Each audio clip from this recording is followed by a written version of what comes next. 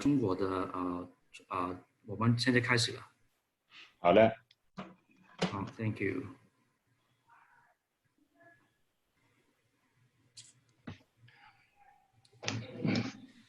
Okay, good morning and good afternoon. Thank you very much, everyone, for joining today's APHRS Education Webinar, Pacing Module Part 1. My name is Jeremy Yu. I'm the Education Manager at APHRS Medical. It is my pleasure to be the moderator of this section. Today, it is a great opportunity to listen to 4 experienced speakers, including Professor Hua Hui from Beijing, Dr. Zhenjie Wang from Taipei, Dr. Harry Mon from Melbourne, and we have the course director of the APHRS Physician Education Program, Professor Chu-Pat Lau.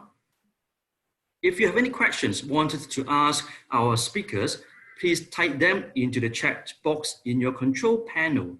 Our speakers will address to your questions after the presentation.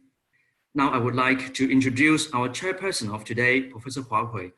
He is a professor of cardiology, deputy director at Cardiac Arrhythmia Center at Fuwai Hospital and Cardiovascular Institute of Chinese Academy of Medical Science, Peking Union Medical College. He is now serves as president-elected of Chinese Society of Pacing and Electrophysiology and the chairman of Cardiac Pacing Committee of CHESP. Hi, Professor Hua. May I invite you to deliver an opening message for today? Thank you. Hello, everyone. It's my honor to have opportunity to chair this course. This is APHRS cardiorhythm device therapy webinar series. We have 2 parts. Today, we have 3 speakers. All of them is very famous in the world.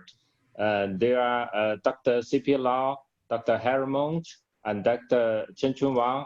And following, I will introduce them in details. Today, we have 3 topics about pacing, include the basic concept, controversial pacemaker indication, and also pacemaker implantation technology, and the right ventricular non-apical pacing.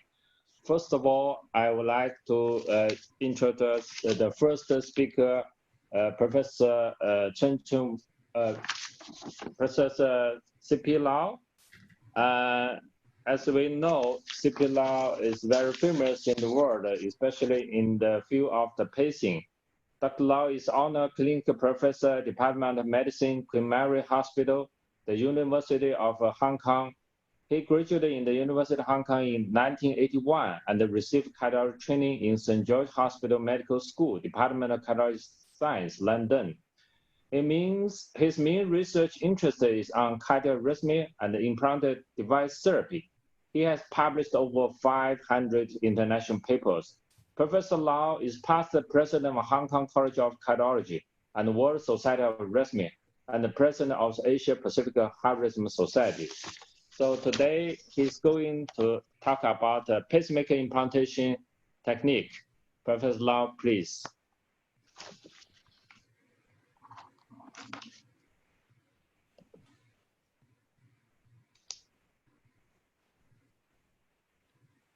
Professor Lau, please. Yes.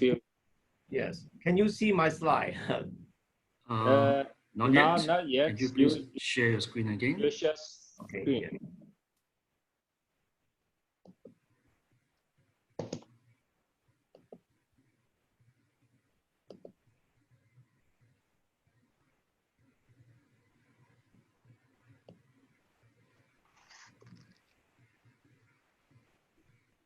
This is 共享屏幕. You just touch, share your slides.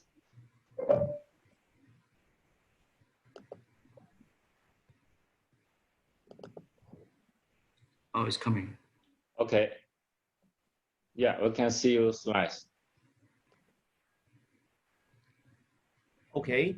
Okay. Yeah, good. Please. Good morning, Professor Hua Hui, colleagues. It's my privilege to be joining this webinar on pacing. My task is to talk about implantation technique of conventional permanent pacemakers. The scope of my talk will be focused on conventional single and dual chamber pacemaker, And to exclude, we do not include his bundle, left bundle branch, and leadless pacing, nor CRT. And I would like to encourage all of you to join the APHRS full device modules with programmer and virtual hands-on practice. My talk will be focused on preoperative preparations, procedural details, and some post-operative management. These are some of the references that I also encourage to read, and these are APHRS endorsed document, the 2020 document on the CIED infection, the 2020 Berry et al. EHRA consensus on optimal implantation technique in pacemaker and ICD, which is in preparation, and I'm privileged to join this group, and I really learned a lot from it. And please also consider the 2017 Baylott and Reynolds chapter in the book we edited on the implantation technique. Before the operation, we should have patient considerations. We have to review indication and pacemaker mode prescription and the need for MRI. And this will be reviewed by the subsequent speaker, Professor Wang. We should look at the patient's comorbidities, the medications, particularly antithrombotics and allergy. There are important social implications like cosmesis and hobbies, and whether it is a new implant or replacement. This is just an example that a patient I recently encountered, a patient with left breast surgery and RT to the left side, and she needs an ICD. Would it be left, we understand, is a better defibrillation threshold or right implant? We have the breast surgeon input is a curative lumpectomy. There is prophylactic RT. There was no need, according to the breast surgeon, for further RT or surveillance, including a mammography on the left side. On the patient's fracture, the subcutaneous tissue is quite tightened, and the patient preferred left-sided to allow more freedom to use the right arm. So we ended up doing the left side, and it went on very well. Antithrombotic therapy is quite important. Antiplatelets, the aspirin is suggested that we can continue.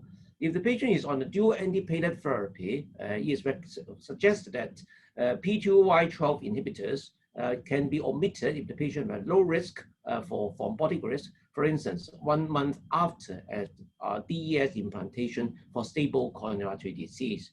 And there are some suggestions that we need to continue dual antiplatelet agents or bridging with a glycoprotein 2B3 inhibitors or to postpone elective operation. For warfarin, one should continue warfarin. The most important key thing is don't do any heparin bridging. And for NOAC, either you continue or interrupt as the physician assessment of the thrombotic risk. Here are the data of what I said. This is the warfarin versus heparin bridging trial, the two study. And to grow up for you, for device surgery, independent, whether it is a new ICD, new pacemaker, pulse generator change, or pulse generator change with additional procedure, it's much better to omit warfarin and not do heparin bridging in terms of bleeding complications. And you cannot blame your resident or fellow because with or without your resident or fellow, the risk is in fact equal that you should not do heparin bridging. The right-hand side shows the full study comparing the use of NOAC versus no NOAC interruption without any bridging in these people with a check-bar score of 2 or above. There's absolutely no difference between continuation versus discontinuation of NOAC, but these are a group of people that's high risk of thromboembolism. It will be dictated by the physicians to do the operation. Prophylactic antibiotic is recommended. It's important to find that the patient is not in any active infection, and is recommended to give 1 hour before skin incision cefalozin or flucloxacillin 1 to 2 grams intravenously. Vancomycin may be considered, or levofloxacin in case that we are dealing with allergy. These are the operative staff and environment. The staff will be our cardiologists with surgeon with appropriate training for permanent pacing, nurses and technicians, and anesthetic support when needed. Surgical environment, either the OT or cath lab, but aseptic standard with more than 15 air exchanges per hour. is a very busy slide to see. It is taken from Peter Bellot and Dwight Reynolds' article. And I believe each center has different level of, different type of their setup. But if you have time, review it, just in case you need some pieces of equipment in addition to the conventional. This is how we do the incisions. The local anesthetics, we usually use 1% lignocaine with a 0.25% bupivacaine, which give a longer acting anesthetics. Incisions is either along the deltoid plateau groove using the coracoid process of the scapula as a landmark, or sometimes some individuals, some operators also use a horizontal cut 2 to 3 centimeters below the clavicle. Both of them give aesthetically a good wound and also reasonable approach in either of them.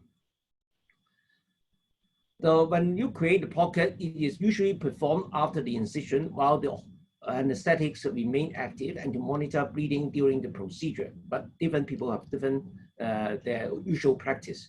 The size should be sufficient to ensure the wound can be above the pacemaker so that you are not suturing at the pacemaker insertion site. Dissect up to the fascial pain, the subcutaneous versus submuscular, or submammary, and subaxillary. With the modern pacemaker, which are very small, subcutaneous is the chosen route, but on occasions we do have these indications. This slide shows the anatomy of the venous relevance for permanent pacemakers. The clavicle and the first rib, which is joined at the medial end by the costo-clavicular ligament. The axillary vein courses in the arm and joins the caphatic vein, become the extrathoracic part of the subclavian, before join after the clavicle become the intrathoracic part of the subclavian. This is something we use in our laboratory. We use caphatic venous cut down first, and there are various ways to use it. Isolate it, and either we use a cut down, or sometimes we can use a micro needle to puncture and with a guide wire. We usually do a put in an angio catheter using after cut down, and we use the angio catheter to change to either a floppy wire or the standard wire. And on occasions, we can use the same angio catheter to do an angiogram that helps us to see how tortuous or any blockage of the caphatic when necessary. This technique enables us to get a reasonable success rate. The cut down and immunography technique, and the cut down success rate alone for both lead is 62%, and with immunography 82%. We have a success rate of 75% fully caphatic cut down. And this has been compared in several studies, and caphatic cut down is equal, of about 60 to 80% success, depending on center experience. This is a subclavian puncture, and in the past, an intrathoracic subclavian is suggested. This is a very old publication by Barrow and Mujica, and at that time they championed the subclavian puncture in the medial end, in between the clavicular head and the medial part of the subclavian. This is the subclavian puncture. If you want to do an extrathoracic subclavian puncture, you can either do a more medial or lateral approach. The medial approach has the benefit because it will reduce the compression by the costo-clavicular ligament and to the first rib, and also and avoid the apex of the lung. But the disadvantage is that it has a very sharp curve at that point, and there may be a bend of the lead that the intrathoracic subclavian nowadays is less fashionable. An alternative is to do extrathoracic subclavian puncture or axillary venous access. I treat both of them more or less equal. This is again taken from the Bellot and Reynolds. This is a puncture directly aiming at the first rib in the individual so that the risk of pneumothorax is low. So there are several angles you can use, directly puncturing it vertically to the first rib and then jogging your way from the medial to the lateral side. Or you can use a standard angle, which is better for the entry of the lead, but then you run the risk of entering the lung, depending on the plane. You can do venogram. You can use a guide wire from the antecubital ring as a landmark. But I think this technique is very good. This is a so-called AP caudal 35-degree wheel.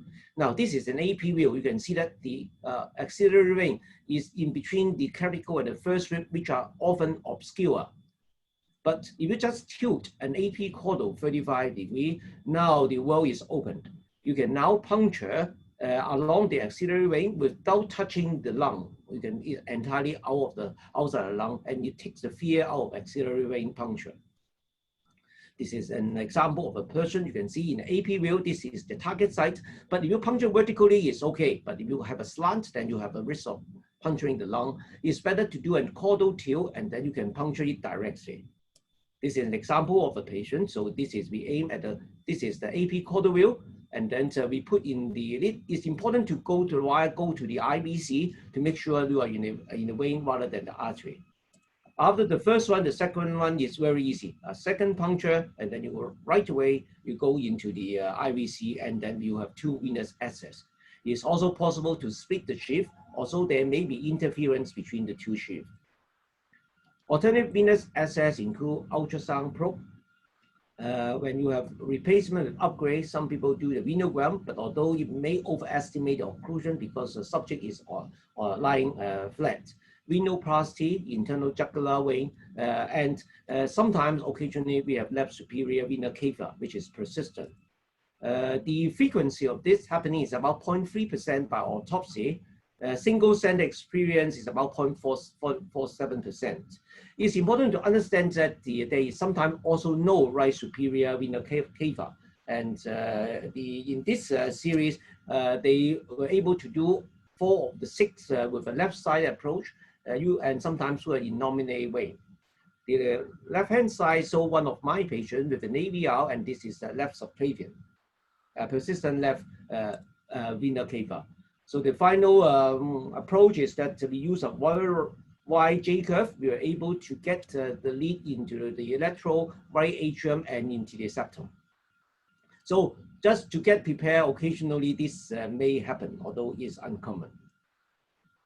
So when you enter the venous system, one of my fellow perforated the brachiocaphatic junction. So this is a place very tight. And when you do this, please withdraw the wire from the lip tip to avoid trauma to the brachiocaphatic junction. And also one have to avoid getting into the coronary sinus of the quick cardiac vein, which may be deceptive in an AP wheel because of the good R wave but high threshold. You need an LAO wheel so that it is beyond the spine. And I think the best approach is to prolapse through the tricuspid valve to the PA and to pull down. So this is an example. You will remove the wire and do a loop to the pulmonary artery. There is no way you can go into the great cardiac vein, and this is the safest approach you can make.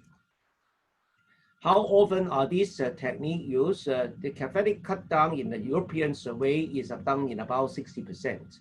And as regard to the site of ventricular pacing, 50% use the right ventricular apex, and 47% do the right ventricular septal. The right ventricular outflow is used in the minority because that is considered to be a small area above the aorta. So it's either a septal versus a non-right ventricular apical lead. So for right ventricular apical placement is either passive versus active fixation. You use the LAO wheel to place the lead slightly behind the apex, and the LAO wheel to avoid the LV or the CS placement. If you use active screw, please screen for excessive rotation and use fluoroscopy, and leave a loop and do breathing maneuvers, and pull IR to see stability. In our center, we use almost exclusively right pacing in the septum. So I could not find from the last 15 years any right ventricular apical pacing as an example. But this is an ICD which serves the purpose. You can see that when the ICD is entered, it goes to the apex, and then I deliberately pull it back a little bit to avoid the true apex, to avoid perforation. It's important to use the RAO wheel because that really stretches the ventricle, and LAO wheel to make sure that it does not pass through the spine, as in the case of a CS entry. And this is another place that the next speaker, Dr. Harry Mon, would go into detail, is the septum. The preferred site in many studies are the mid-RV septum, and you can, because fluoroscopy remain the usual location, you use this example from a publication from Dr. McPhee, and you use a grid and do the middle part of the grid according to the cardiac silhouette to get in the mid-septum. Notice that in this view, this is anterior, and this is posterior, and this is in the middle to ensure that you are not in a free wall. You normally get very nice QRS complexes, and the one is negative, suggesting your septal placement, 2-3 and AVF are upright. Why do we choose the septum instead of right ventricular apex? For me, this is, I believe septum is better, but literature are often confusing and neutral. Very importantly is the site of the RV septum pacing, not well validated. Both ECG and fluoroscopic views are inadequate, and Harry is going to expand that in detail and to show you how to get to the right place using the correct gadgets and styles and stylets. The duration of study are variable, and there are different percentage of right ventricular pacing. The potential benefits of a septal pacing is that there is an ease of lead extraction. There is also very low perforation, and our recent study suggests that tricuspid regurgitation is also even lower. So once we get there, it's important to fix it. So I usually do a caudal wheel, expand the maximum, and then you see the turning. Make sure you withdraw the stylet a little bit before you turn to avoid perforation, and do not rely on the number of turns. Rather, you look at the fluoroscopy. And this is also the position. Keep enough slack. Ask the patient to do a couple of breaths to prevent dislodgement. What about the right atrial appendage? This is the standard position. While Beckman bundle and low atrial septal pacing are suggested to reduce interatrial delay and reduce AF, this is as a backup and not the routine place. Right atrial free wall, there is a risk of perforation. The leads are either active with much more stable or passive with lower risk of perforation. This is taken from a diagram from my colleague Jojo Hai. I think when we do the right atrial appendage, we should select the site. The best site is the anterior. I use the clapping hands in the emoji. This is the lead will be pointing to the operator in the AP wheel. So this is the best site with the both electrical and safety. The medial wheel, which is overlying the left ventricular apex, is okay. But it may be lots of far field R wave activity, which may pose problem with sensing and AF registration. Avoid the lateral wheel in yellow because that is a very thin wall and there may be risk of perforation. And never use the tip of the apex of the appendage because it's right next to the aorta and you may get the catastrophic perforation. So you ensure the stability, active fixation, stability on pulling out the stylet, which is, I think, is a good test, and appropriate slack and respiratory maneuver and electrical testing.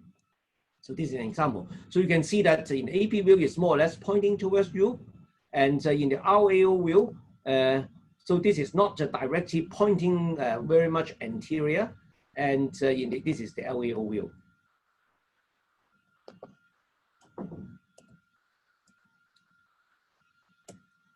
So this is the test I use to ensure stability. We pull out the stylet, and since it still stay there, this is usually a very stable condition. And do the breathing maneuver, you can see how the loop is doing. Make sure you have enough loop. And remember, the sensing and pacing may change the loop, and always do some breathing maneuvers and ensure capture with the breathing and maneuvers. So these are the recommended. The atrial would be more than 1 millivolt, ventricular more than 4 millivolt. The threshold should be less than 1.5 for atrium and less than 1 for the ventricle. Lead impedance is often used, but this is quite industry specific, from 500 to 2000 ohms. An important thing to note is the current of injury. This indicates a good fixation and should be clearly visible and increase after the fixation. This will affect the sensing and the threshold test, but it will improve with time. So this, you can see that this is an example that case I did just recently. So RV voltage of 18 millivolts and a current of injury of about 6 millivolts, like a monophasic extreme potential. The exact duration height of this current of injury are not well defined. Some authorities suggest 5 millivolts, and this may interfere with both the RV sensing amplitude and the threshold, but it will improve with time. So wait, do not change the position, wait for this to decrease. And sure enough, this is the same patient. You can see that over time, 5 minutes later, the current of injuries is now from 6 to 4 minutes, 4 millivolts per millivolt. This is the contemporary atrial current of injury. You can see that it was 3.3. The current of injury is 2 millivolts. It is preferably more than 1 millivolt. Again, may interfere with sense and threshold and wait, and it will decrease. After ensuring good fixation, then one should do hemostasis and do the lead fixation in the pocket. I use diaphragm freely because hematoma is to be avoided. Sometimes you use a proximal braid we borrow from the breast surgeons. They are very good for replacement because it do not damage the leads. I often do a figure of 8 if I am doing a catheter cut down at the venous entrance site. When you do the stitcher, it's better to do a whole stitch first in the pectoral muscle and then the suture sleeve using non-lateral suture because that prevents necrosis to the muscle and stability of the stitch. And then the suture, the device to prevent migration is an optional for current day pacemakers. And then when you plug the leads into the header, ensure that I always do manual auto initiation, which also establishes wireless communication if available. Clean the lead pins, wet and dry swap, avoid air, and adequate screw fixation. Why do we want a good activation? There are some devices, auto initiation may be frozen during shipment, and they will not activate DDD pacing unless RV pacing is plugged in. This is a case we reported that we used the old device to back up the patients who need to have a change in box. And we thought that we get atrial pacing, but when we put in the atrial pacing, the new lead, we have no pacing because simply the new device is not yet active. So beware of this. The pocket should be flush with clean with saline or wet swab. The leads must be behind the pacemaker. Device fixation and antibiotic applications are controversial. And you close the pocket with interrupted absorbable sutures then to separate the pocket from the remaining part of the skin, and then subcutaneous tissue and skin fixation. So what are the complications of placing? These are a long list with both acute and long-term complications. I just highlight for you this that they should be divided into traumatic complications such as perforation of the cardiac tissue and the lungs, lead-related complications, dislocation and disconnection, pocket complications such as hematoma are the worst. I think acutely is mainly the pocket complications and lead and the perforation. So what are we going to do this? They are depending on the severity, basically, whether you do drainage to pneumothorax, pericardial effusion, or tamponade. And for the pocket hematoma, we should prevent it because that would increase infection, good hemostasis, and avoid percutaneous drainage because that will increase the risk of infection by 15-folds. For prevention device of infection, I encourage you to read the article that was published this year, the APHRS guideline. What is recommended is procedural antibiotics. the operative site to be sterilized with chlorhexidine rather than povidone iodine based on the non-CIED surgeries. Operative technique, double gloving and avoid hematoma, antibiotic envelope, vigorous hemostasis, closure in layers, and delay reintervention if possible. The role of postoperative antibiotics and capsulectomy in a replacement to encourage blood flow are controversial and is not recommended in general. What about antibiotics envelope? This is a Tyrex. This is an envelope that releases rifampicin and minocycline locally for 7 days to prevent biofilm formation, fully absorbed by 9 weeks. In 7,000 high-risk individuals, these are high-risk individuals with replacement, revision, or upgrade, the envelope would reduce major CID infection from 1.2 to 0.7%. What about prevention of infection with added antibiotic or other strategies? This is a 20,000 patients cluster randomized study. 1 gram of sulfasalazine with pocket wash are the standard. And addition vancomycin, Bexy, Truscin, and 2 days of oral sulfasalazine are added on sequentially. There was a 20% non-significant reduction at 1 year device infection or only the high-risk group. So this is taken from the study. You can see that there is a benefit perhaps of using the added regimen, but they do not become significant. Mind that this is a very low risk, low complication rate at 1% and only 99 cases are infected. Very good places to have this device, but incremental benefit of further treatment are uncertain. So here are the summary from the guideline. Measures to avoid pocket hematoma and avoid heparin bridging is important. Do not use procedural therapeutic low molecular weight heparin. And antibiotic prophylaxis recommended. Peri-procedural measure, the surgical preparation with alcoholic chlorhexidine recommended. And avoid hematoma drainage. This is the end of my talk, but I would like, while we have very good lecturers on the webinar, but I do encourage you to join for our APHRS modules, which is Brady, pacing, and SICD, sudden cardiac death and ICD, and heart failure and CRT. This would also feature hands-on practice and as well as the programmer and virtual reality. Just an example that there are something we also teach about such simple suture technique. Today I'm going to show you how to use the instrument to do interrupted suture for the subcutaneous tissue in this tissue block. So this is a piece with the pacemaker wound, everything in situ. So you do start with the middle. And in this specimen, the white is the fat and the dermis is in pink. So you use the first knot in the middle and then cut full close to the dermis.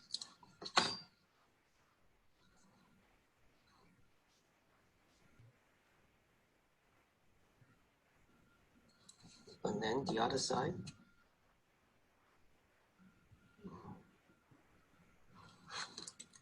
Sometimes we all think that a lot of us do not have never done surgery and our tying are not that good. So this is just to show you that we tie with the knot inside. The way we cut through is with the knot inside, and then we have to square the knot. Some of these and others, including venous cut down, will be shown in our webinar. Thank you very much for your attention. Thank you very much, Professor Lau, for your sharing on the lead implantation. Hi, Professor Huang. Do you have anything you would like to add to this topic? Yeah, it's just thank you, Professor Lau, for a wonderful lecture. And because Professor Lau leaving, so we are discussing now. Maybe we have some question from audience.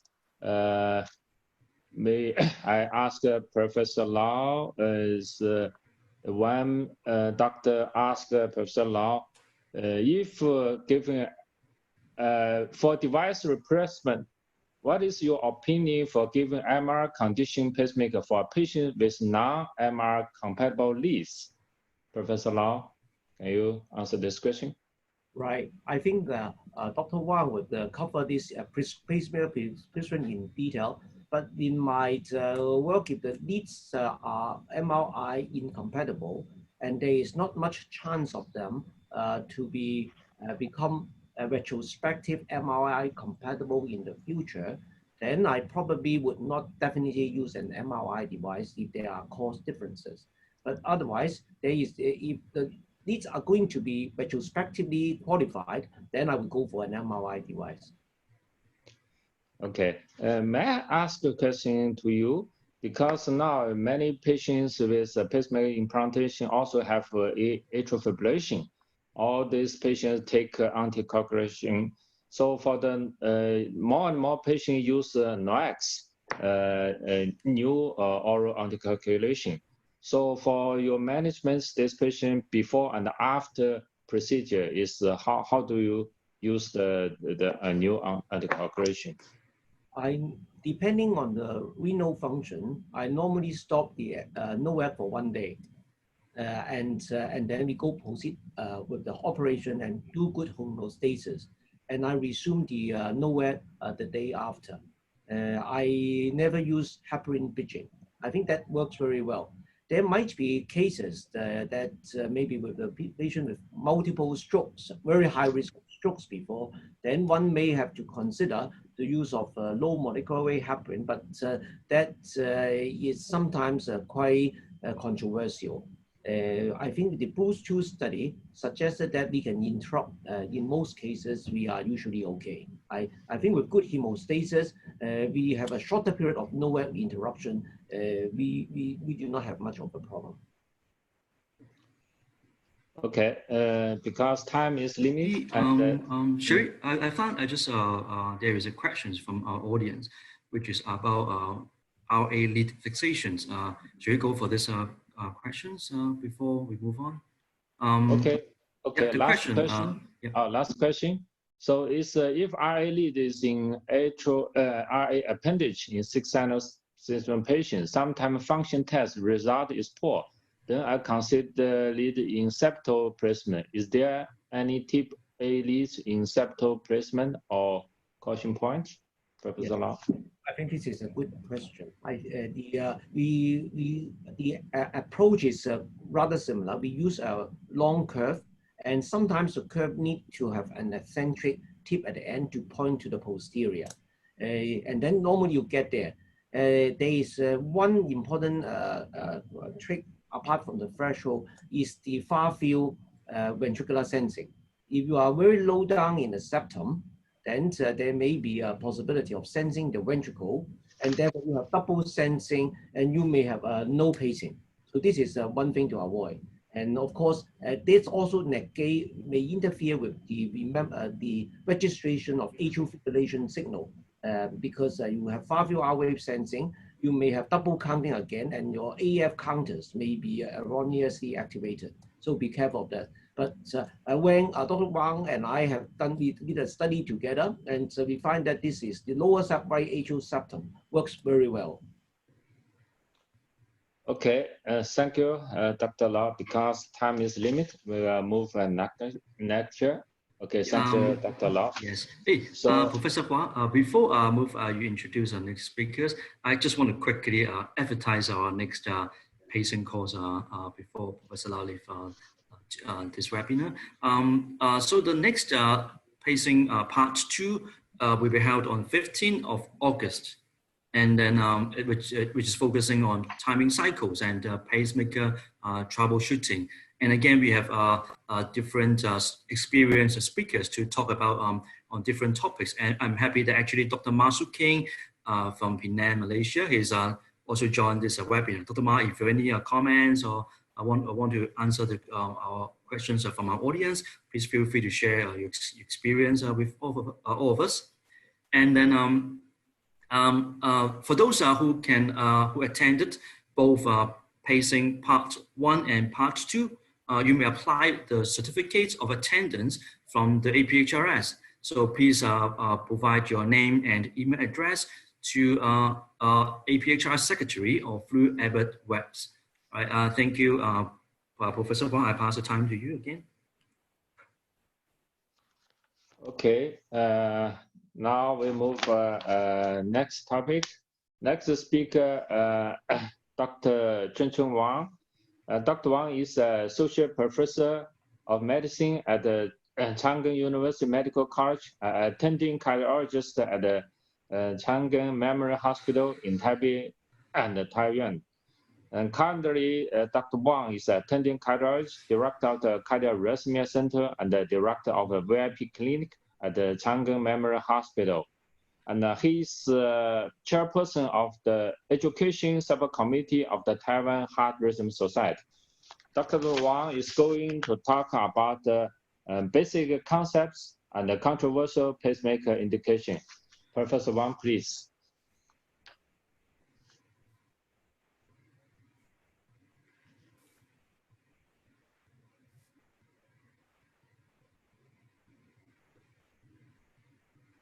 Thank you, Professor Huawei. Good morning, everyone.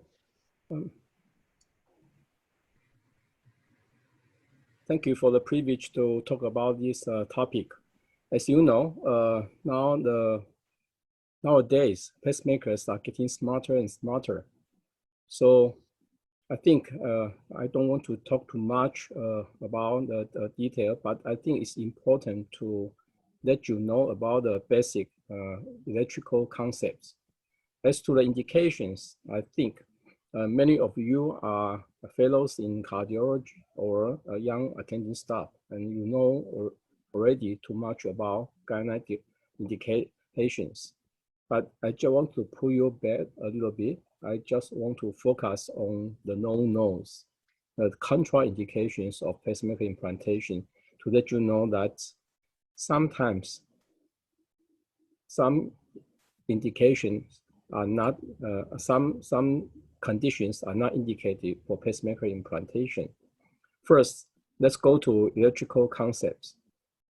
As we know, a complete pacemaker system includes the pulse generator with a battery, circuit, and connector to accept these, and these going into the heart and delivers the cardiac signal to the pacemaker for sensing, and also delivers the pacing output to the heart to capture.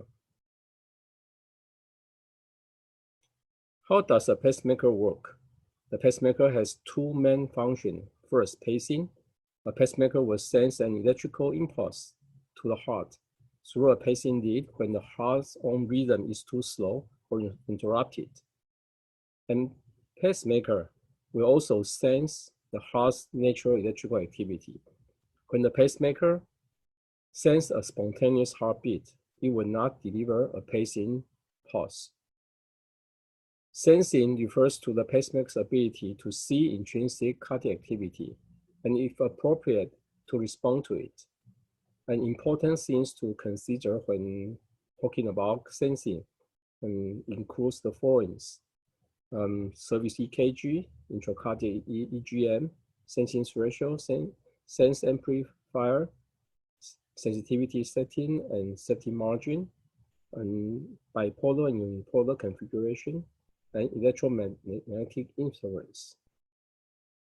First, let's see the sensing configuration.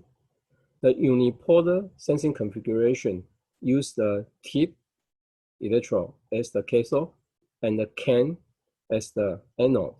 So it is a big antenna. So it's more susceptible to electromagnetic interference and to the EGM interference. And unipolar discs are thinner than bipolar discs. But nowadays, I think most of us are using bipolar discs. So we have one more choice. Standard, we use bipolar configuration. And if there is a trouble with the outer insulation, and then we can move to unipolar configuration. For the bipolar, we have the T electrode as the cathode and the ring electrode as anode. So this creates a smaller antenna, so it's less susceptible to EMI and myopotential, and it's more sensitive to the cardiac signals. As regard to near field and far field, you can see if it's a near field, that means the bipolar configuration, you have a sharper signal. And if it's a far field, it's more like a service EKG, it's wider and it's very different. So the good part for near field EGM is that the signal is sharper, easier to sense, and less interference. But in the ICD patients, it may be difficult to differentiate because of the EGM with VT and sinus conductive disc may be very similar. But with far field, it's easy to differentiate between the two because it's wider and can represent similar to what we saw on the service EKG. The pacemaker has a sense amplifier and also have a filter built in. So it tries to sense P wave, R wave, and try not to sense the electromagnetic interference, mild potential, T wave, and far field R wave. So the filter tries to look at things above the U-shaped curve and try to ignore the signals outside the U-shaped curve. And this is a good example. We can see first channel is the service EKG, and then the second channel is so-called event marker. So these annotations indicate how the pacemaker interpret what it saw. So it may be different from the images from our brain as what we saw. So this is important to see how the pacemaker react to the incoming signal. And then it's the intracardiac electrogram, atrial channel and ventricular channel. And this is signals inside the heart. So with this kind of surface ECG and intracardiac electrogram, it's easier for us to see how the rhythm occurs and how it develops, and also to see how the pacemaker interpret this kind of rhythm. An important principle of pacing include voltage, current, and impedance. As we know, voltage is current multiplied impedance. And voltage is the unit of electrical pressure or force causing electron to move through a circuit. Current is the flow of electron in a completed circuit. And impedance is the resistance to the flow of current. So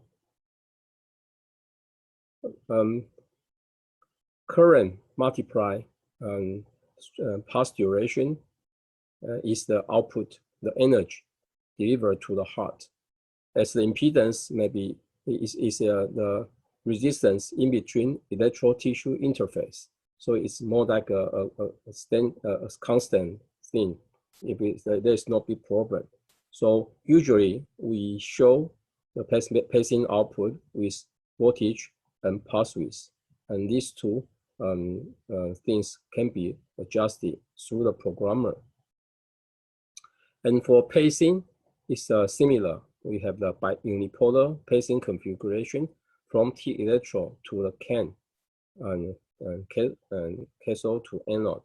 And with this kind of pacing configuration, and the pacing spike is much bigger, and is more likely to cause muscle stimulation and in the pocket side. And with bipolar pacing configuration, the flow only circulate in a near field area. So it's less likely to cause muscle stimulation. And also on the surface EKG, we have a smaller pacing spike. And capture is the depolarization and resulting contraction of the heart in the atrium or the ventricle in response to a pacemaker output pulse. And capture threshold is the minimum amount of electrical energy delivered to consistently depolarize the heart. So the capture odds ratio we usually show in this way the voltage and the pass width. If you are doing a voltage ratio test and with a fixed pass width, this is the voltage capture ratio, and maybe we can go the other way around, 0.4 millisecond at 2 volt. That means we are doing a pass width ratio test with a fixed voltage, and then you can show the other way around. For a stable capture ratio acuity, we hope to see less than 1.0 volt at 0.5 millisecond, both atrium and ventricle.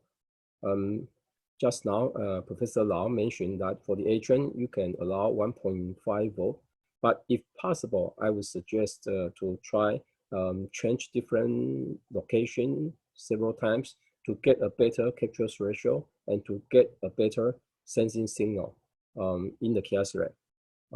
Otherwise, after connecting to the pacemaker, the sensor filter may make the sensing smaller, so sensing amplitude smaller, and also with time, the higher capture ratio may cause a higher battery drain and reduce the battery longevity.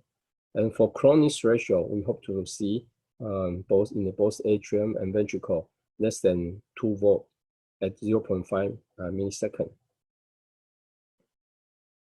This is a very important basic concept, strength duration curve. The strength duration curve illustrates the relationship of amplitude and pass width. Wheelbase suggests that with different pass widths, we get a voltage ratio, but once it reaches a long duration, the voltage ratio cannot go down anymore. And this is this flow is the so-called wheelbase. And with 2 times voltage of the wheelbase and check the pass width ratio, we get the other chronacy. Chronacy is the voltage, the pass width ratio at 2 times wheelbase. And you can see with a much shorter pass width, the voltage ratio actually rises abruptly. So important thing is that we never program the pass width less than this chronacy. And usually with conventional pacemaker, we can program 2 times voltage ratio or 3 times pass width ratio. That's for the old days generation in pacemaker. But now many pacemaker has so-called automatic function. They have the auto capture management, etc. So it may not be so important. But once that auto capture is not working well, or you have a patient with the old generation pacemaker, this kind of concept is still very important. Don't program too short a pass width because that voltage ratio may be changing quite a lot. And don't program too big an output, and that will waste the pass generator's energy. Low impedance condition usually represent insulation break, and insulation break cause the decreased resistance, have a low impedance, and increased current drain, and increased energy usage. On the other hand, high impedance condition represents a fractured conductor. Usually the impedance can go above 2000 ohm. And with this increased resistance, it decreases the current drain and decrease the energy. So the patient may show loss of capture feature. And last about the basic concept is this kind of magnetic response. All different company has their different so-called magnetic response.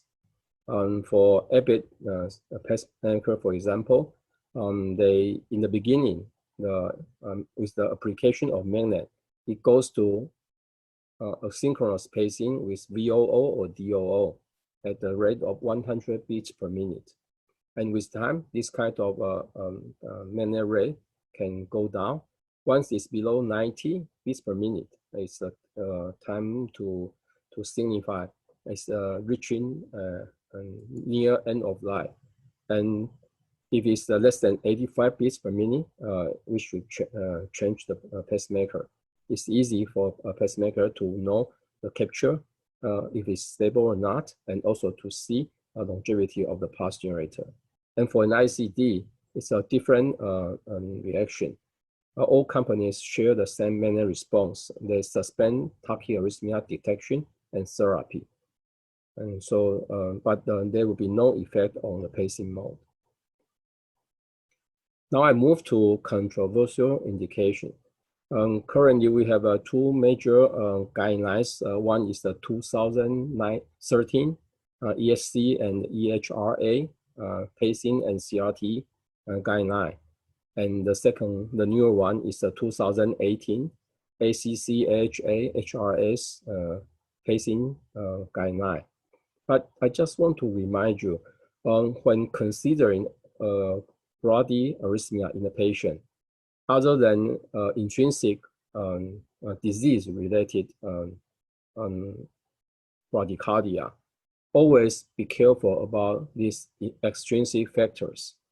Patient may have a vagal response causing bradycardia, and patient may have a drug that causing bradycardia, and electrolyte imbalance, metabolic disorder, and even some neurological condition can cause bradycardia.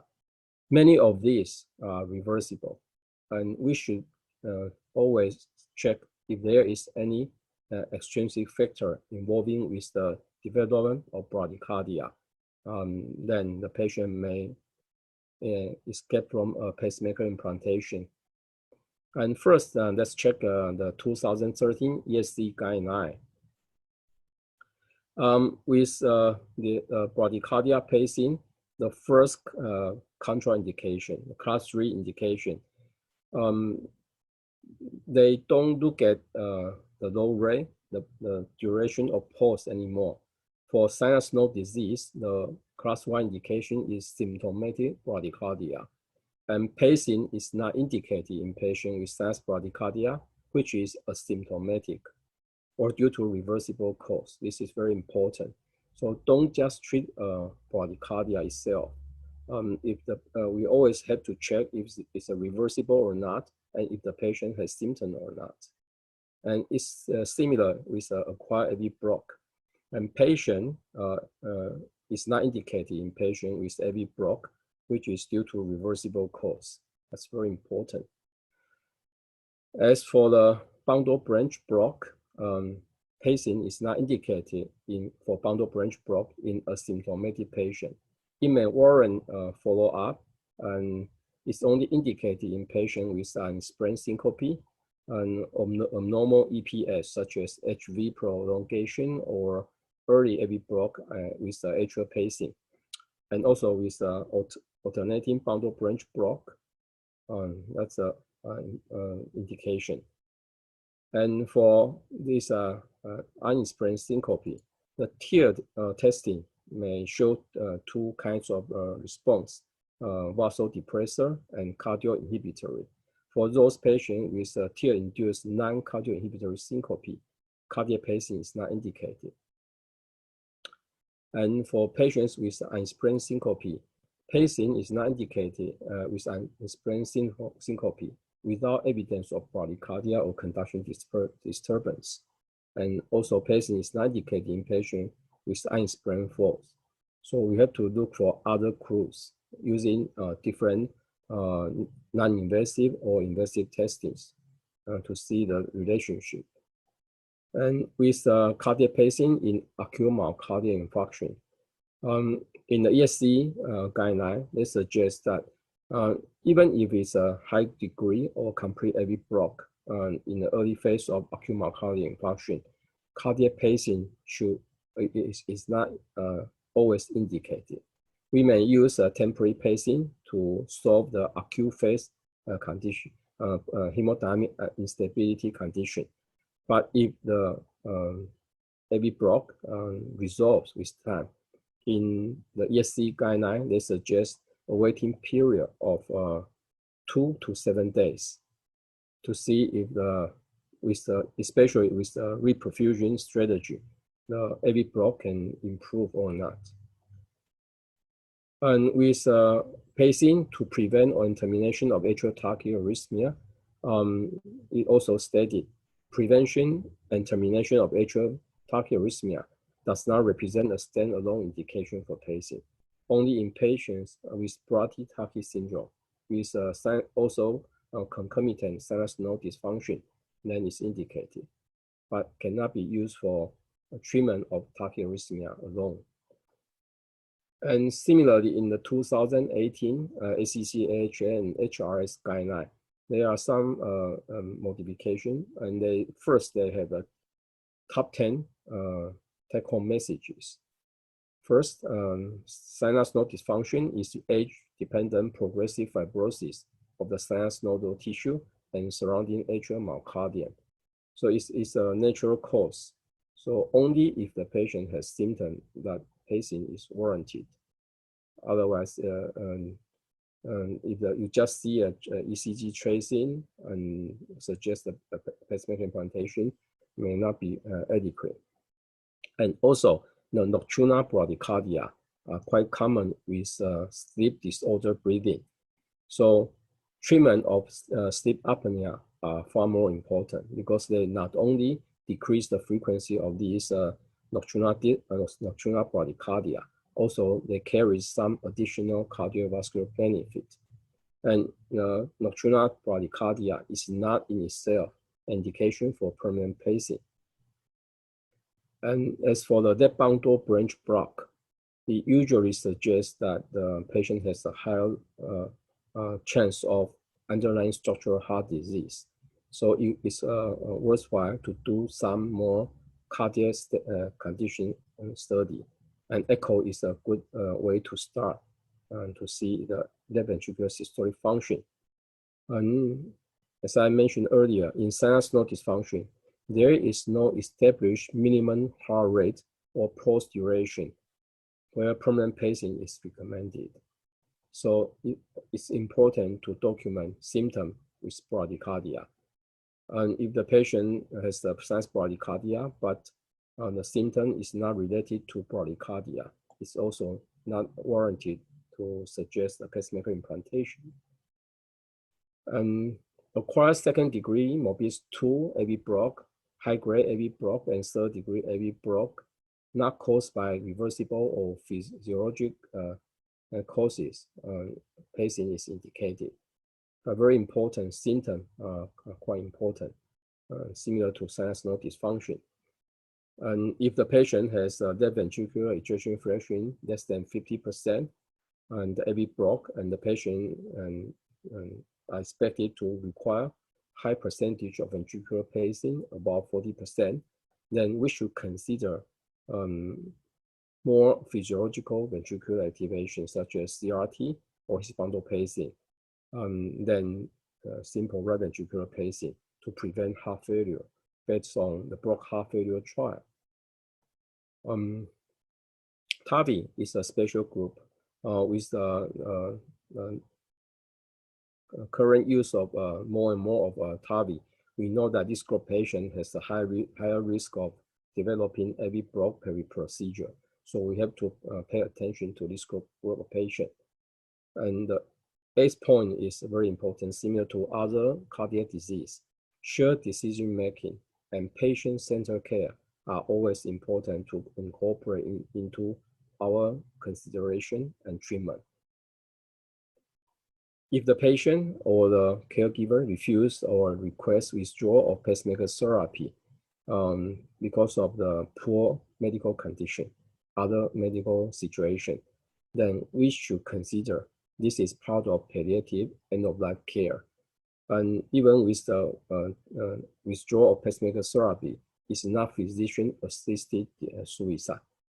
This is based on shared decision-making and the patient's willingness. And the 10th point is very important to us because nowadays, many of us are keen to learn, keen to try this new technique, his bundle pacing, transcatheter leadless pacemaker. But just very quick example, Professor Lau just mentioned. Several years ago, we did an atrial septal pacing and atrial overdrive pacing randomized control trial in the Asian countries. It was published in Circulation called SAFE trial. And theoretically, septal pacing reduced a lot intra-atrial conduction delay, and also the technique is feasible. However, the RCT, the SAFE trial, cannot show any benefit with septal pacing or atrial overdrive pacing to reduce the occurrence of atrial tachyarrhythmia. So we document the feasibility of that technique, but we cannot suggest it's a standard therapy.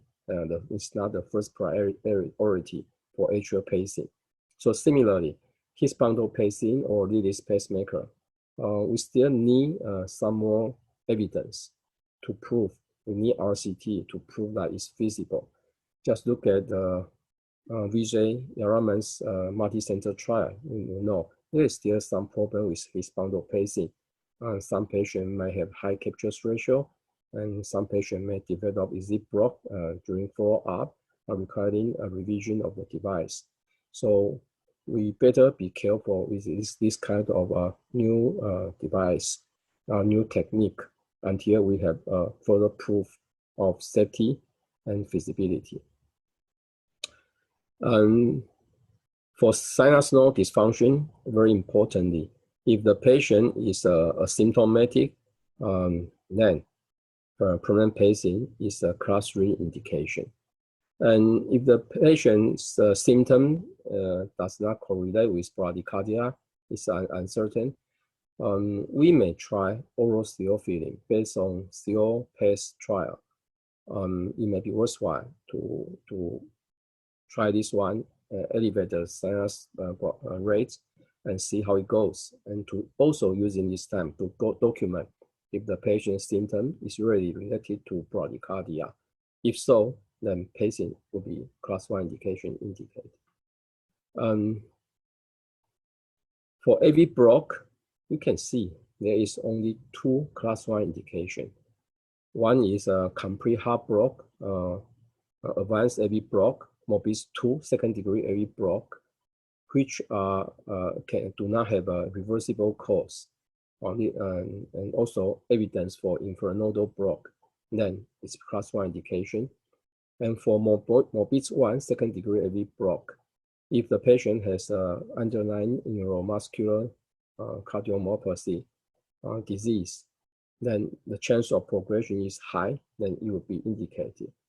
Otherwise, Morbis 1 second degree AV block and no symptom, no associated progressive condition is contraindicated.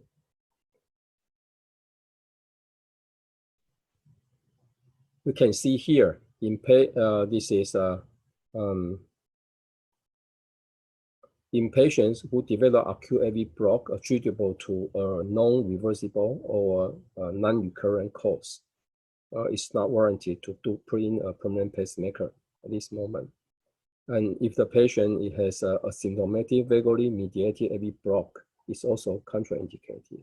It's a class 3 indication with harm because of the invasive procedure. And for patients with first degree, Morbis 1 second degree, or 2-to-1 AV block who are asymptomatic and also who are believed to have a block at the site of AV node, we should not put in a pacemaker. Only if the patient has a symptom or progression, then it's indicated.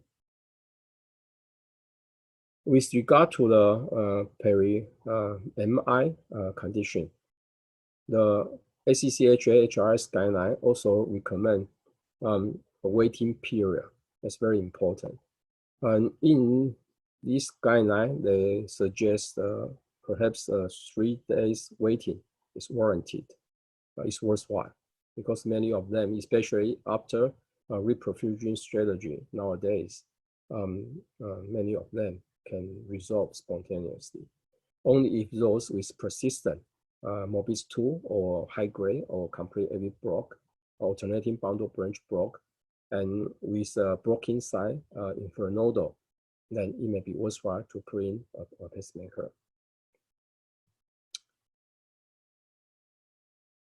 And if it's a resolved AV block, permanent pacing should not be performed.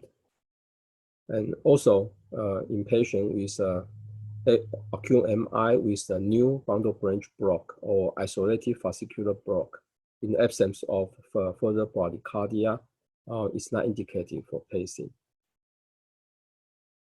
And with the shared decision making, it's important to say if the patient has significant comorbidity, pacing is unlikely to provide meaningful clinical benefit.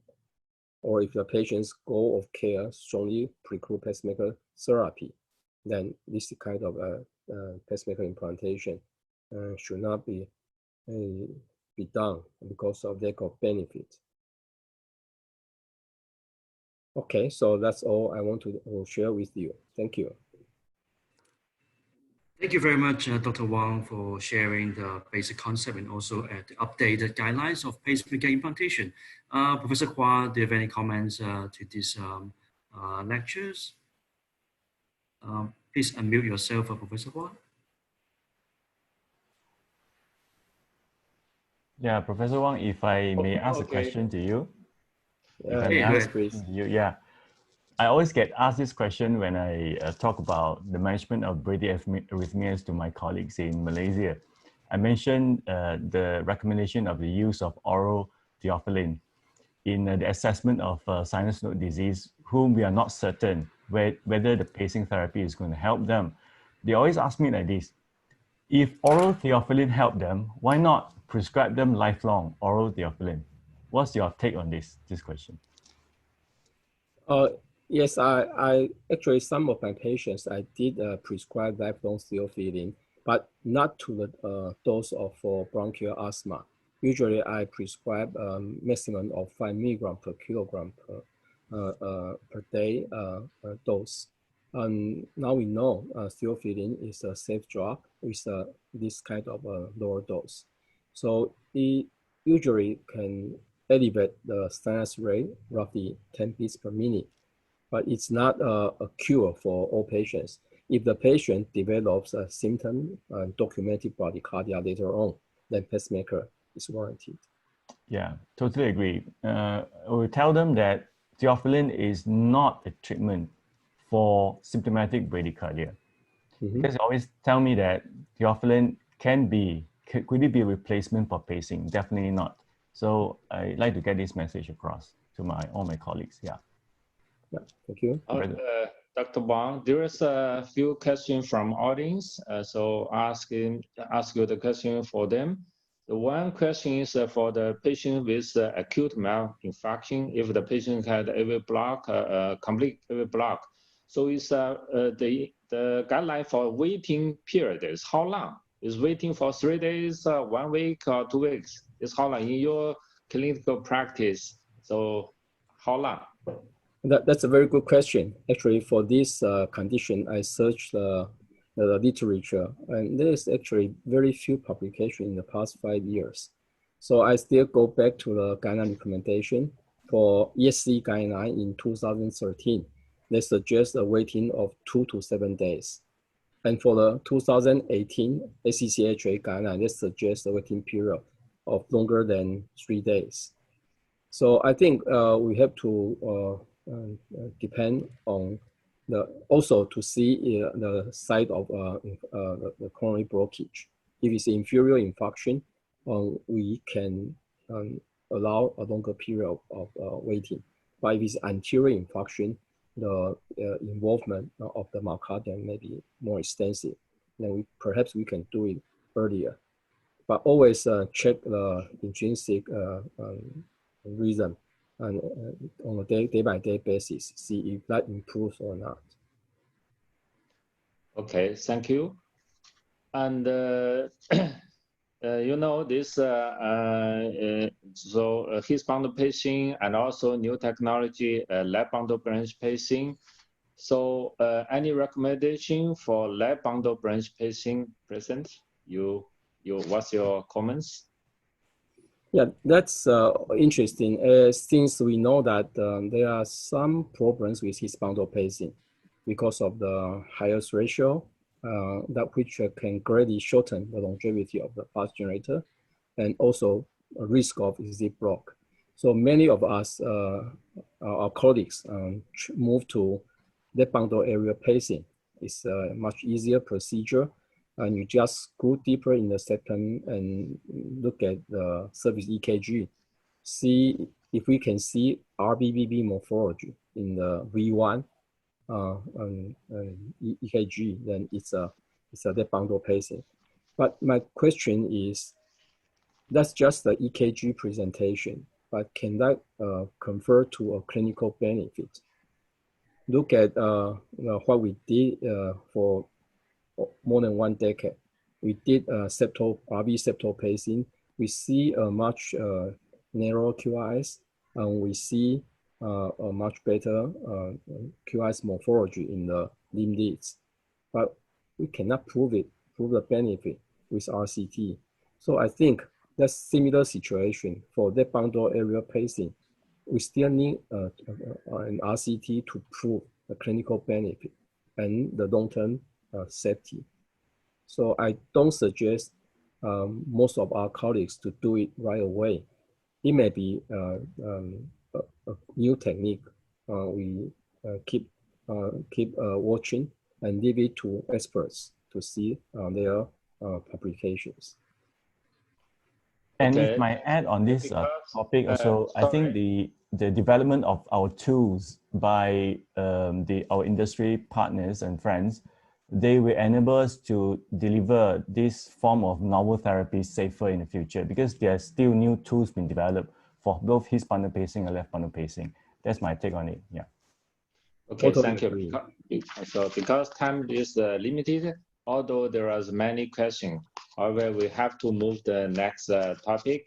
Thank you, Dr. Wang. So next speaker is Dr. Harry Mond. We all know him. Dr. Harry Mond is an associate professor at both Melbourne and Monash University in Victoria, Australia. He has been performed pacemaker implantation since 1970 at the Royal Melbourne Hospital. Dr. Mond was a foundation committee member of NASB examination. Dr. Mond has retired from pacemaker implantation, but is still responsible for the pacemaker clinic at the Royal Melbourne Hospital. He has authored 3 books, numerous books, chapters, and over 260 published manuscripts. I learned the technology from Dr. Harry Mond more than 20 years ago. So today is very happy to listen Dr. Harry Mond lecture again. So Professor Mond is going to talk about right ventricular non-apical pacing. Professor Mond, please.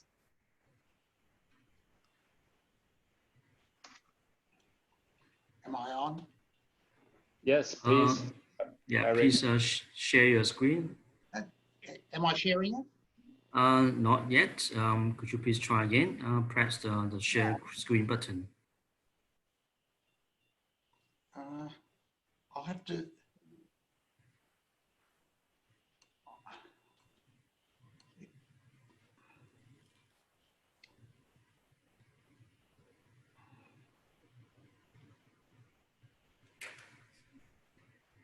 Yep.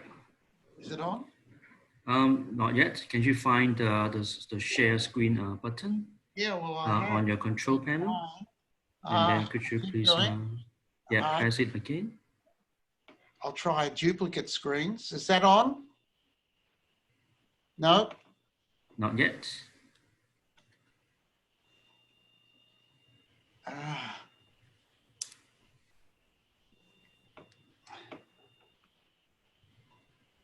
Where is the... Or Patrick, can you please try to pass the... I was... share screen to... I'll try Harry. now again. I'm trying it once more. And let's see, I should think it would work.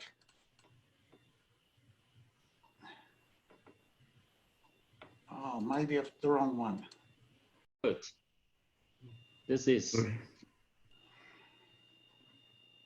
yes, we can see the screen, the slides. And now it's a duplicate, yes. Okay, I can do that. Is that right now? Yes, Thank you. I can start? yes, please. And the screen is moving, is that right? Yes, Slides, okay. I'd like to thank the APHRS and particularly Abbott for inviting me today to speak to you on right ventricular non-apical pacing. The topic, as I'll go along, you'll understand why I chose this topic and what it means. Traditional site pacing is from the right ventricular apex. We are now being told that right ventricular apical pacing is non-physiologic and potentially harmful. Harmful in that there is considerable evidence that left ventricular function may worsen after right ventricular pacing, particularly from the apex. Then what are the alternatives to traditional site pacing? We can use the right ventricular septum, we can use dual site right ventricular pacing, or as we've spoken earlier today, His or para-His pacing. In all of these cases, we aim to mimic normal cardiac conduction. Today, my topic though will be on right ventricular septal pacing, how to do it, and what the terminology means. Before we can start, let me go through the anatomy of the right ventricle, particularly as it relates to septal pacing. Here is a cartoon of the right ventricle. The anterior or free wall has been removed and we can see internally. You can divide the right ventricle into three parts. The first and below is the right ventricular apex. Above it are two more areas of the heart, and we got this imaginary line that moves from the roof of the tricuspid annulus out to the lateral wall that divides this so that we have the right ventricular outflow tract and the mid-right ventricle. The septum lies posterior. It lies against the vertebral column. And that's probably one of the reasons why it's difficult to place a lead which has to go posterior. Another area of importance in the anatomy is the anteroseptal junction. This is the area between the septum and the anterior or free wall. And you know this is the area where the left anterior descending coronary artery goes. And then we have in front of it all the anterior or free wall. Now let's go back to the septum and have a look at the areas from where we can pace. We're now looking at the area above, between the two lines, which is the right ventricular outflow tract, and the area is called the septoparietal trabeculations. This is a cul-de-sac where the lead can easily enter and can be attached. There are very low thresholds, good sensing, and very low dislodgement rate.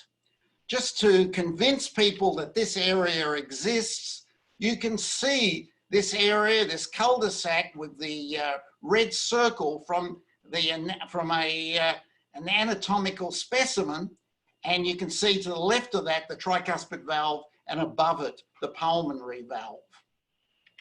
Now we go back to the septum again, and the area that we also can pace is the mid-septum. I would like to stress at this point that the mid-septum, if you're going to pace from there, should be high up. I have recently reviewed papers where they have talked about septal pacing, and when I looked at the illustrations, clearly the leads were down at the apex. They may have been on the septum, but this is not the area where you want physiologic pacing. So if we are going to use septal pacing, we have to be up high in the outflow tract area and in the mid-septum. Also, we should point out that in the outflow tract, above the septoparietal trabeculations, the area has very poor pacing properties. This is an area of considerable fibrosis, and it is not suitable for permanent pacing. So if we're going to use the right ventricular outflow tract, it has to be that particular area which I've outlined. So during implants, how do we know where we are? We use fluoroscopy. Where is the lead in the right ventricle? Well, we use the posterior-anterior view. This is initially, of course, as we're implanting. We can see here a lead in the right ventricular outflow tract and another in the mid-right ventricle. This is usually easy to determine. What about confirming septal positioning? Traditionally, we have used the left anterior oblique 40 degrees. On the left-hand side, we can see the PA view with the lead passing to the right.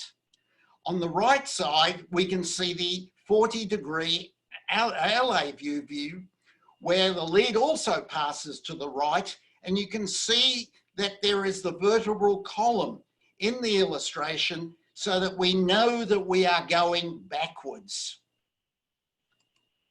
Here is a cartoon of the setup of the right ventricle and left ventricle and the yellow line with the septum. And we aim to place the lead onto that septum. Does the LAO differentiate septal from the anterior or free wall? Well, as far as septal is concerned, as we'll see in a moment, it's not that necessarily very predictable for septal pacing. However, the LAO view is, however, very important to differentiate from anterior or free wall. And you can see here on the right, the lead is passing anterior, exactly opposite to what it was for septal pacing. I think this is a very reliable, and the anterior or free wall is the last part of the right ventricle, the least we want to pace because it is thin-walled, easy to perforate. The pacing is not necessarily reliable, and most certainly it is not physiological. So that's an area of the heart we want to avoid. Many of the early studies actually had patients with anterior or free wall pacing, and that is why these studies never showed superiority for areas outside the right ventricular apex. The left lateral, obviously you cannot do this during implantation, but the lead moves backwards away from the sternum. But again, I'd like to stress that if it's going forwards towards the sternum, this is the anterior or free wall, and this is to be strongly avoided. The fourth fluoroscopic view is the right anterior oblique. In recent years, we've recognized that this is quite important in determining where the lead is. On the left, you can see the RAO 40 degrees and the lead up against the wall, against the edge of the cardiac silhouette here. True septal pacing lies well back and where this red line is. So this lead is not septal. Here is another case where you can see then the red line, the leads are, both leads, one in the right ventricular outflow tract and one in the mid, are well back from that imaginary line, and as a result of this, this is much more likely to be positioned in the septum. How reliable then, in summary, is fluoroscopy? Fluoroscopy, a cardiac silhouette without well-defined anatomic landmarks. There is variable orientation of the heart in the body, and therefore we must validate our appearances, our fluoroscopic appearances, against a gold standard. And that standard is CT, cardiac computer tomography. Some of the people who are watching will say, we use echocardiography. The problem with echocardiography is that it shows reasonably accurately leads that are down near the apex. But as you move up the heart in towards the right ventricular outflow tract, it is very hard for echocardiographs to accurately determine where you are. So it's cardiac computer tomography is what we need to use. Why? It gives high spatial resolution, and multiplanar imaging reformatting means that we can recreate conventional fluoroscopic images. Let's have a look at the short axis view of a cardiac CT. We can see the right ventricle, the left ventricle, and the anterior, inferior, and lateral walls. There is the septum. There is here anterior, the anterior septal junction, and we can see now with the short axis CT view, a lead where the circle is showing it's right in the middle of the septum, an excellent position. Let's now go back and have a look at another case and determine where it is by what we understand from fluoroscopy. The AP view is in the right ventricular outflow tract. The LAO view is going to the right. The left lateral view is going away from the sternum, but the RAO view has the lead up near the edge of the cardiac silhouette. So we know that this is probably not going to be on the septum. And when we look at the cardiac CT, the short axis view, we can see there that the lead is now at this area called the anteroseptal junction. And okay, so what do the studies show? We had 35 patients who had a cardiac CT, not for pacing reasons, but for other reasons. And they had leads with LAO septal. That is, we determined from fluoroscopy that these were septally placed leads, and they had a cardiac CT. And sadly, the CT showed septal pacing in only 20% of patients.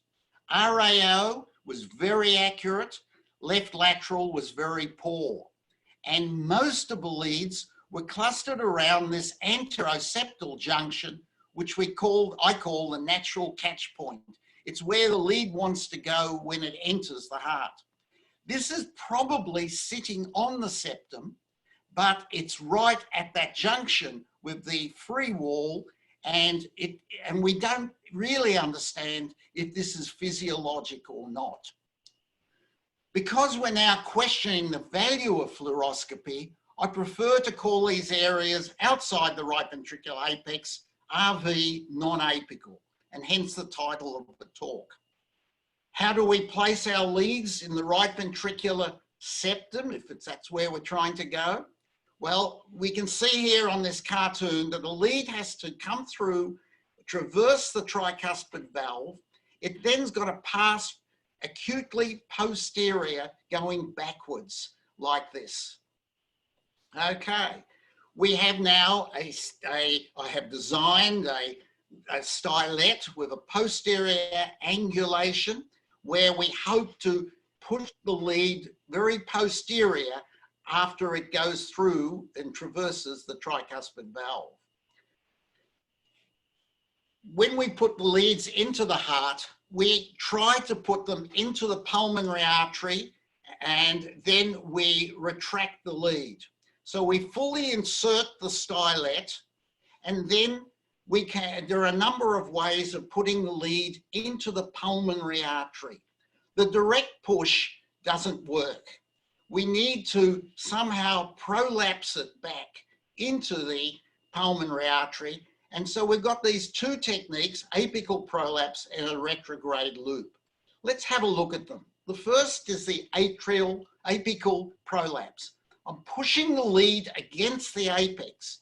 Now, some of you will say, oh, you're going to perforate.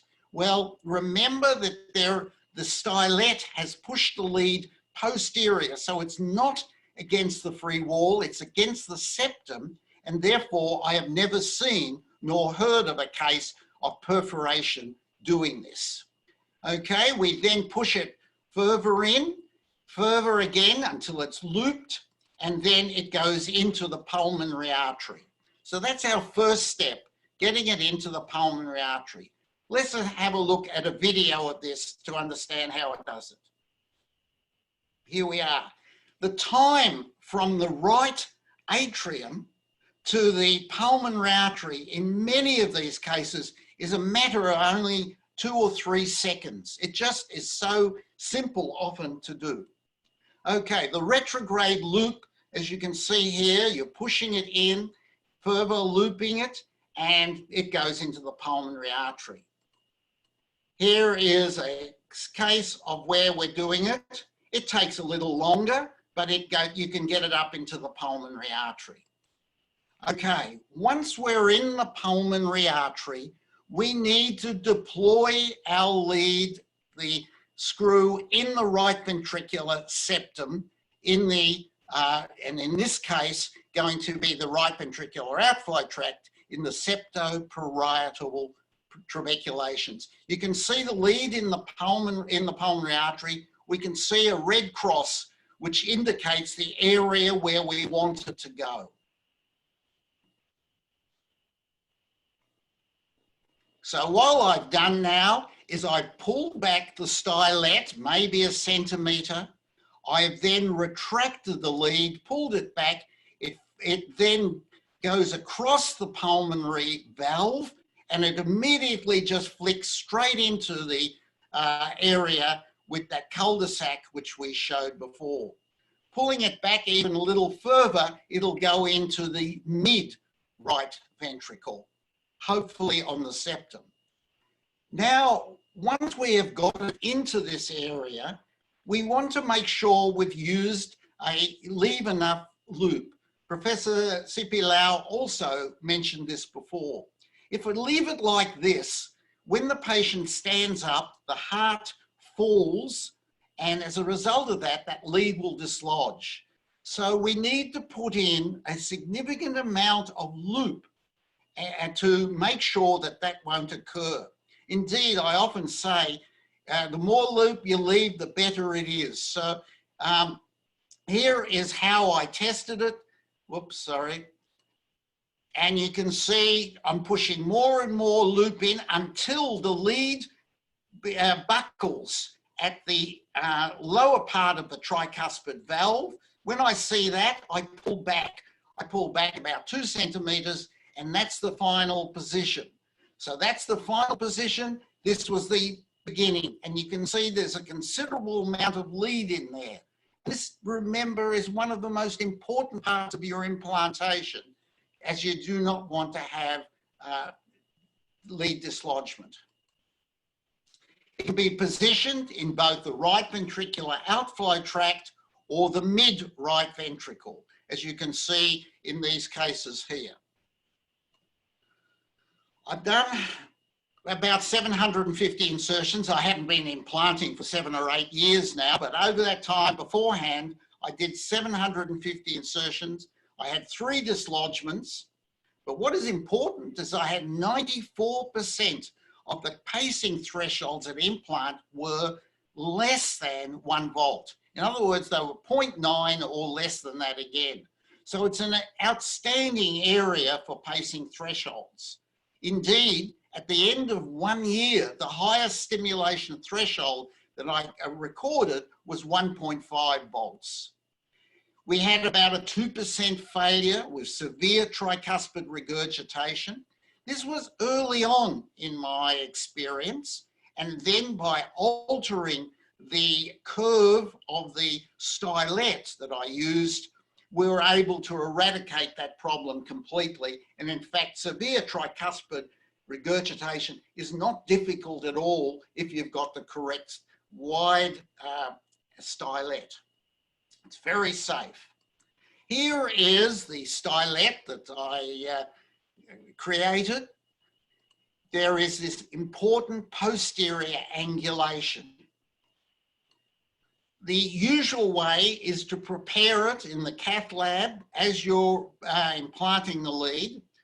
I used to test my fellows in creating this, and I had the most bizarre array of different shapes that they used to prepare. But what was important is that a significant number of them actually did the posterior displacement part the wrong way. In other words, they were doing it so there would be anterior displacement. And in fact, these patients would have had leads put in the free wall, where the last part is last place I said where you wanted to place it. So as a result of that, I worked with St Jude Medical, Abbott, in creating a stylet. The stylet has a number of advantages. It is made of tempered steel. That means that the shape is created and then it's heated, so that, and that shape is retained. If you hand create the stylet, the shape you often remove from the lead is nothing like the original one. In other words, it has no memory. But this is very hard to actually distort the shape of this commercially available stylet. So it's a way of getting to the area, I believe, more reliably. Yes, it does have the name MOND on it, but I might point out that this has nothing to do with me. It means the Magnificent Outflow Tract Navigational Device. So I'd like to finish off there. Before we take questions, I know that the first question is going to be, is it physiologically proven that non-apical pacing is superior to apical pacing? And the answer is no, we haven't proven that. The reason probably we haven't proven it is that the leads that were put into the heart have been put into all parts of the non-apical region, including the free wall. And if you have some patients who have got septal pacing and some patients who have got free wall pacing and mix them together, you're not going to get the appropriate result. I've looked through all the studies. Clearly, none of them show that septal or non-apical pacing is superior. None of them show it's inferior to apical pacing, and that's important. We also know that it has a very low complication rate when properly implanted. And I don't think the right studies have been done to date. My feeling is that it's probably physiologically superior. We haven't proven it, but there's most certainly complication rate and ease of implantation makes it, I think, superior to apical pacing. I also like to just finish off by saying in these troubled times with the pandemic, teaching has fallen away, at least face-to-face teaching. As a result of this, for my fellows and other technicians, I have recently created a series of ECGs called Fun with ECGs, which are general and pacemaker. They're both of them. They're not supremely complicated things. They're teaching cases. And I have now got a large number of people to where I send these out to approximately once a week. If you would like to join this group, there is my email address, or you also can get my email address from Jeremy, and I'd be delighted to put you in the group and to receive these case studies. Thank you very much. Thank you very much, Harry, for your sharing all these informative lectures. Professor Kwa, do you have any additional information? Okay, thank you, Dr. Harmon. I listened this topic a few times. Each time I still gotten very impressive. So today there are some questions from audience. So ask the question for them. So the first question is, what is the best placement RV lead between RVOT and the middle septum? I don't really think there is much difference, and it hasn't been proven. Both of them are close to each other, provided you place the mid right ventricular leads high up. If you place them near the apex of the heart, I think you're effectively just getting apical pacing. Okay. The second question is, are there specific ECG characterized we are looking out for to confirm septal RVOT pacing versus free wall pacing? I've looked at hundreds and hundreds of ECGs in this regard. Professor Lau talked about the typical findings, which he called septal pacing. In fact, they are the typical findings of right ventricular outflow tract pacing. There is a very small R wave or an S wave in lead 1, 2 and 3, and AVF are very positive. And there are R waves in V5 and V6. Now that's the typical right ventricular outflow tract pacing. With apical pacing, it is a left axis deviation and it is a left bundle branch block with no R waves in V5, V6. And as you creep upwards towards the right ventricular outflow tract, the R wave in 1 disappears, the R waves in 2 and 3 become present, and so you can see, you can actually work out where your lead is, but you cannot tell whether it's on the septum or actually at the anteroseptal junction or even on the free wall. Okay. Another question is how to easily manage to reach septal pacing in severe tricuspid regurgitation patients. How to easily get there? Yeah, I showed the techniques. I showed the techniques of getting from the right atrium through to the pulmonary artery and then retract the lead. And it, in general, provided the right ventricular size is normal, the lead falls into those areas very easily.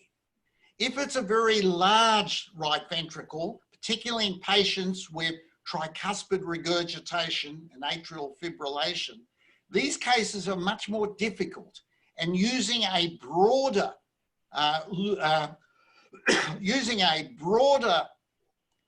stylet with it means that you can actually use it better in the large right ventricular chamber. So Abbott have actually created 2 different types of stylet, one for standard use and one for when the right ventricle is very large. Okay. Thank you, Dom. Can I just quickly check with Dr. Ma or Dr. Wang? Do you have any additional information or your comments about where to put, especially the lead in LV, septum, apical, or RVOT? What is your preference? What about Dr. Wang or Dr. Ma? Do you want to comment? For me, I also have stopped placing the RV lead in the apical position for many years. Of course, in my practice is not as long as Professor Mon, but I've stopped doing that for many years. Now, I usually put it in the RV OT or the RV septum, as rightly pointed out by Professor Mon. But the challenge is always with the severe tricuspid regurgitation. I would like to ask Professor Mon again. Just now you mentioned that you had about 2% failure in implantation in those patients with severe tricuspid regurgitation. If I may ask you, what do you do differently to achieve success in the later parts of your practice?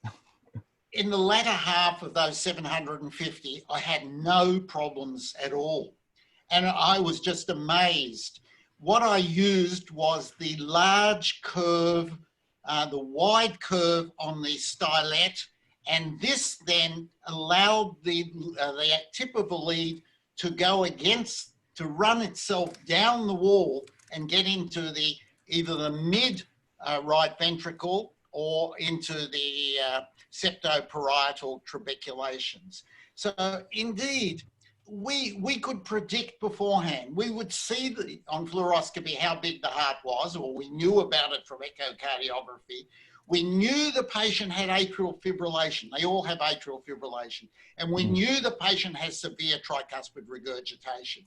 Yep. And in those cases, I would choose the broad stylet immediately, and we had no trouble getting in.